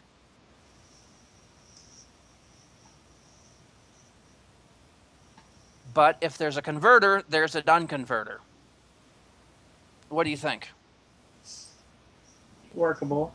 Plausible. I do find it interesting that the species we know is coming, but we haven't seen yet, is a telepathic species. And that seems to tie into the whole, implanting the idea, sending the transmission by them, talking and thinking about it. Not, it's very circumstantial, but I feel like that whole thing is going to tie into the Argentinian we've been told to expect. Yeah, and I'm wondering what their role is, because generally they've been portrayed as a very benign pacifist race. Mm-hmm. Although the first one we were introduced to was an exiled murderess. Yes, but the ones in Sarah Jane were very benign. Yeah. And were merchants, I believe, or explorers of some kind. But for every race, there is an exception. Race. I'm not very familiar with them. It's they were from episode Torchwood. 8 of Torchwood, Greeks Bearing Gifts, and from the first special that started the Sarah Jane adventures. I believe that was the race that gave Sarah Jane her sonic lipstick. No, it was some sort of little flute thing. It was a musical device that they gave her. She got her sonic supposedly from the doctor. No, she got K9 from the doctor. I thought she made the sonic. No. Then they never really explained she mentioned the sonic. she got it from someone as a gift. But Aaron, have you watched all of Torchwood? Yeah. Do you remember the episode where Tosh has the alien girlfriend and the telepathic pendant? I think so. Not very well though. That's the episode we're talking about. Okay. From Torchwood. Or at least the race from that episode, I should say. Okay.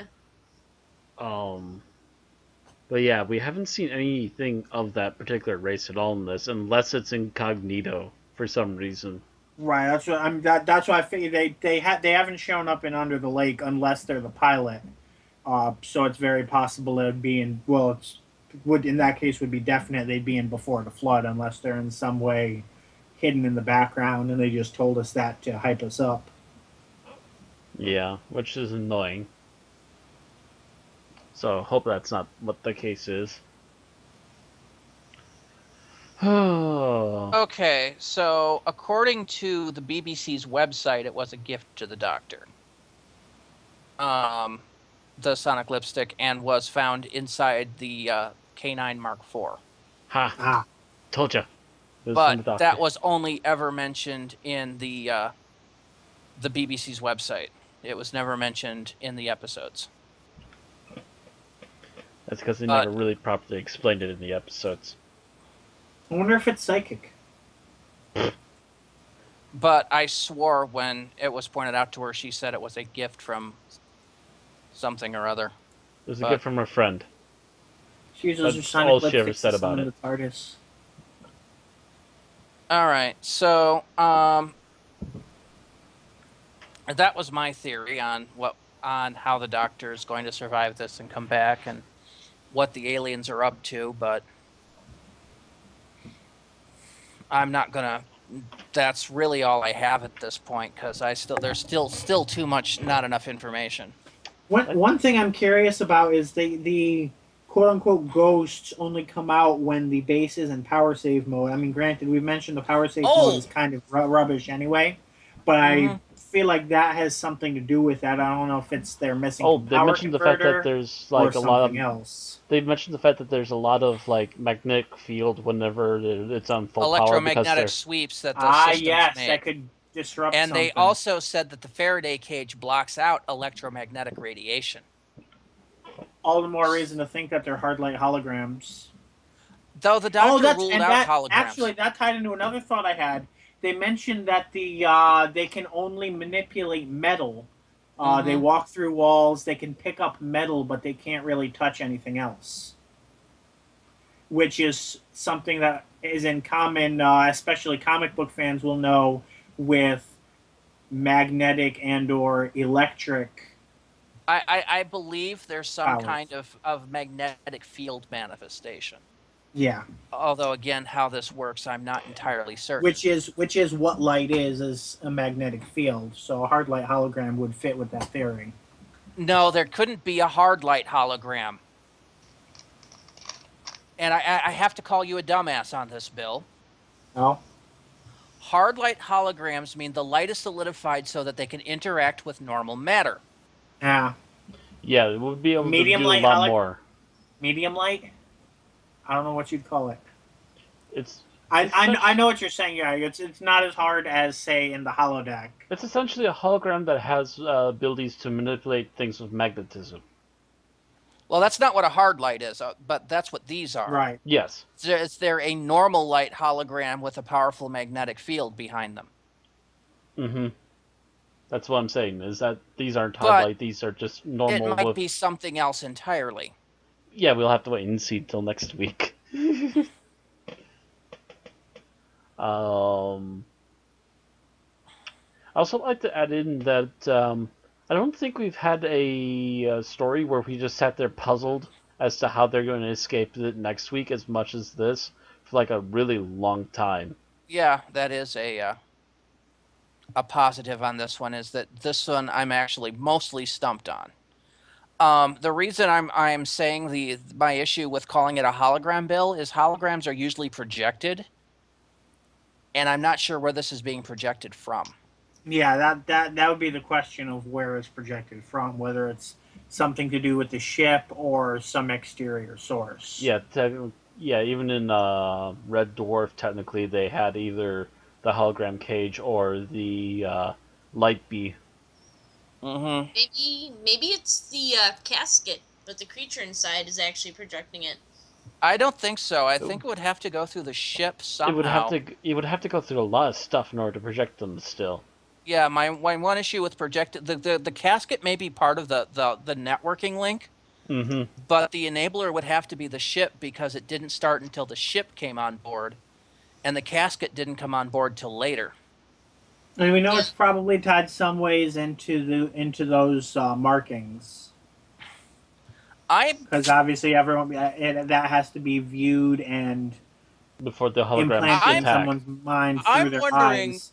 If the solution for this episode is going to be that the doctor is somehow projecting his ghost self out there, and he's actually the one in the casket.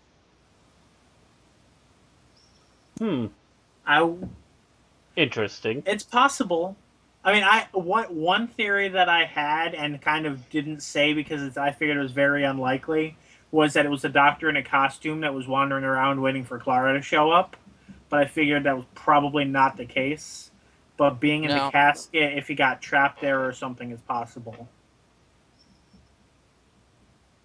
Yeah, I'm just wondering if that's going to be the thing, is it's going to wind up being him in there. Happened and with that he Captain Jack. took care of the alien in the past. Yeah, but true, he'd only have to have 100 years, and he was probably in some form of cryo sleep for that. Anyway, it's that time. So we need to go to our final thoughts. So Matt, you're up. Actually, we can talk for a little more because we don't have ratings. Yeah. Just a little bit, though. Any other quick subjects? Well, anybody else have a theory? Speculation? I think they're ghosts. That would imply that the doctor's dead. I know. And albeit, that could be why he goes back and picks up Arya Stark, because after all, winter's coming. Winter thought is content. Well, we did skip over my least favorite thing. Oh, we did? I thought you said we were done. Yeah, but you said we were at me. Huh? So. Oh. Yeah, you said it was Randy's turn. I thought you covered yours. Misled you all. Hit your least favorite thing now, Aaron. The part where the part where the doctor's admonishing them for not sticking around, saying that they've not chosen anonymous lives or selfish lives, which is true and everything, but still, I don't know. It's kind of a scolding type of thing that he did to him to kind of pressure him into staying. I understood why he did it, and it's kind of a nitpick, but it also kind of made me feel uncomfortable. I'm like, well, yeah, that's true. I'm so about that. Also, Clara's reaction to it, she's just like, yep, you guys chose to do this. You guys chose to go into this line of work. Now do it. So I was just like, meh, okay. I didn't get exactly that vibe, but I did get the feeling of, if you want to go, you can go. But there's going to be a lot of stuff you're not going to ever understand, and it's going to haunt you a long time. Mm-hmm.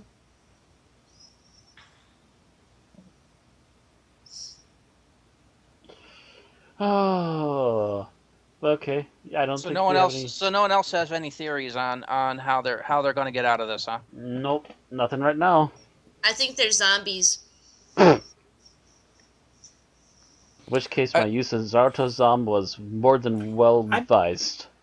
One thing is from the way that ending is, you kind of get the impression the doctor is going to go back in time, and whatever he fixes is going to solve the whole thing. However, these photos are showing Clara having something to do, so I take it that's not going to be entirely the case, and that there's still going to be something to do in the 2119. Well, they are, because they're assuming that the doctor's been taken over apparently, and is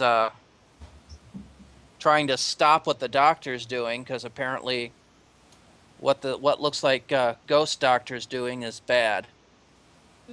Well, he's wandering through the water. At least that's what we see in the end of the episode. Yeah. Except we saw a bit in the next episode trailer, is they say that he's doing something. Like releasing the others, and he's got a very menacing look on his face too. Oh, you know what?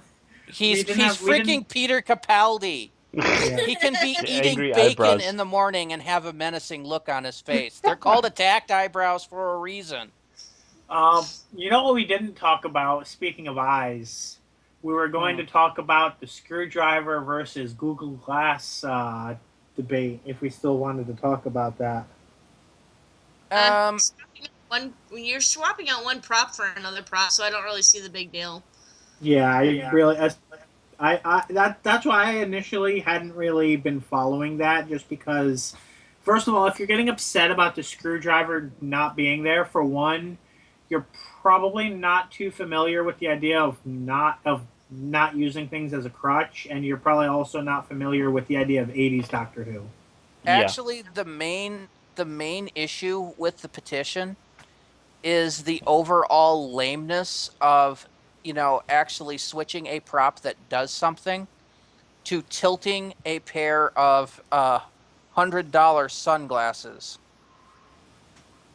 and having the air effect. It's basically, if you're going to replace the screwdriver, and their vote was for actually just removing it, was basically saying replace it with something that does something, not what looks to be a cheap A fashion accessory? yeah, something that's obviously a designer fashion accessory. Because Yeah. I have no problem with the Doctor just walking around with sunglasses on, as long as he's not using it to do things like levitate doors and unlock things and such. Well, that's exactly what he's going to be doing with these glasses, though. Yeah, We don't It's know that. We essentially a haven't seen the sonic scripts yet. screwdriver. yeah, it's basically ridiculous. what they're saying is it's the exact same thing as the screwdriver, only he's put it in a pair of sunglasses. It's going to And make cosplay cheaper. Yeah. No, it won't. Ray-Ban. Oh, wait. Expensive those are sunglasses? like no, Aaron, no, it won't. Yeah, those are sunglasses. not cheap sunglasses. You could totally go out and buy a cheap pair of sunglasses that look just like that. No. No, Yes, you can. those are not cheap sunglasses. Especially for those of us with a prescription. Yeah. Pretty much.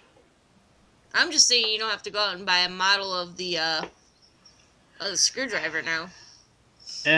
Those weren't only ran like, what, 20, 30 bucks? They're not that For expensive. the good ones, you could get cheaper ones for like $12. They just wouldn't have as many effects. Yeah, and those are designer sunglasses. Whereas, yeah, a cheap version of those sunglasses is probably going to be $20-something if you're very lucky.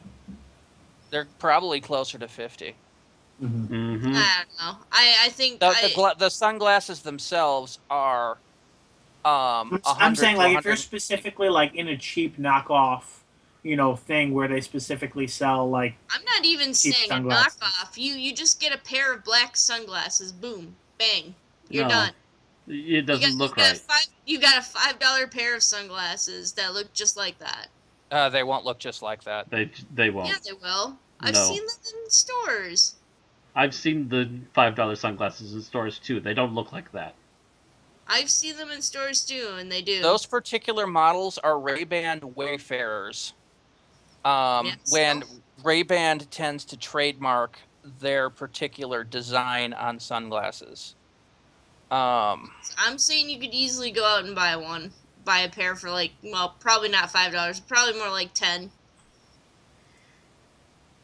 No, if you want something that even looks close to that, you're paying at least $25, usually more.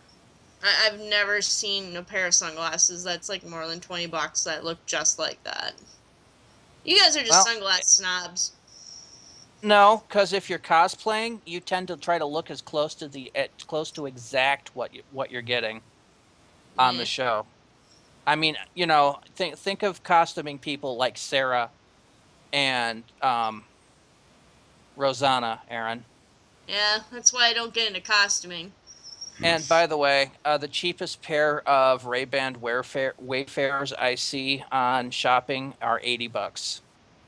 Meh. Those People are- will still they'll either buy them or they'll just buy cheap knockoffs.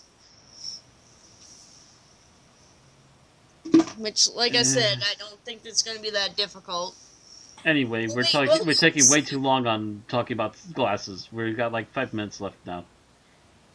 All right, so final thoughts. Matt. Interesting start. Very nice mood. Hopefully, I agree with Bill on this, that the next half will be far more action-packed and we get somewhere with this. Otherwise, it's going to start to feel like a letdown. All right, Bill. It's an okay setup, but I feel like a larger than average portion of how I feel about this is going to depend on next week. Mm-hmm. It does feel like it was kind of a slow start, but if it's a very strong finish, then that can make up for it. They probably didn't have another place to put the cliffhanger is probably how that ended up, but we're going to have to wait till next week to really see. All right. Tim's final thought was excellent story with gripping suspense, humorous moments, and good performance from Capaldi. Looking forward to next week. Aaron, your final thoughts. I thought it was pretty exciting, at least for the short time there that there was a lot of action on the screen. Otherwise, it seemed pretty intense, and the storyline was intriguing, and some great problem that had to be solved. So, yeah, I liked it. All right. I thought that the episode actually had plenty of suspense. It was not an action episode. It was more suspense and exposition. With the only thing that really distracted it being the cliched wormy guy, which the corporate toad, which I kind of felt was really an unnecessary addition to the script. I think that would have worked better without him, but it wasn't enough to detract from the episode. So, overall, I approve of this episode. And that's really all there is to say about final thoughts, Matt. Well, now we also have enough time to do our end of the show spiel. It will also not take 5 minutes. But yes, if you enjoy listening to us, please like our videos, subscribe on YouTube, Twitch, and Mixcloud. You can also follow us and like us for news and updates on Facebook and Twitter. And if you want to support us, you can go on over to patreon.com/Unearthly Podcast.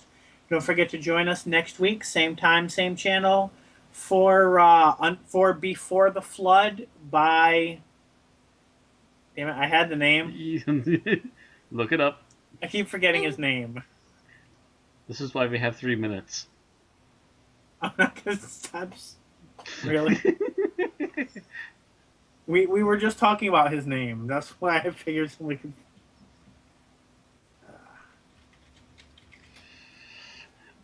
Last time I heard anything about it, you were making assumptions that it was the same writer. We're not sure. So look it up. Suspense is killing me.